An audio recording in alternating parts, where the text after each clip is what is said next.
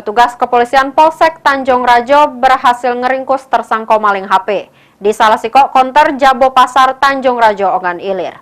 Tersangka dewek berstatus residivis jero kasus yang sama. Inilah tersangka Herman, 35 tahun, warga desa Batu Ampar, Kecamatan Sirau Pulau Pandang, SP Padang Oki, yang ditangkap unit reskrim Polsek Tanjung Rajo di rumahnya. Kasih Humas Polres Ogan Ilir Ibtu Haris ngatoke, tersangka ditangkap karena maling HP di salah sikok konter HP di pasar tradisional Tanjung Rajo Ogan Ilir.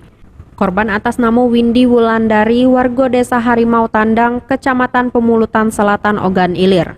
Di hadapan petugas, tersangka mengakui perbuatannya.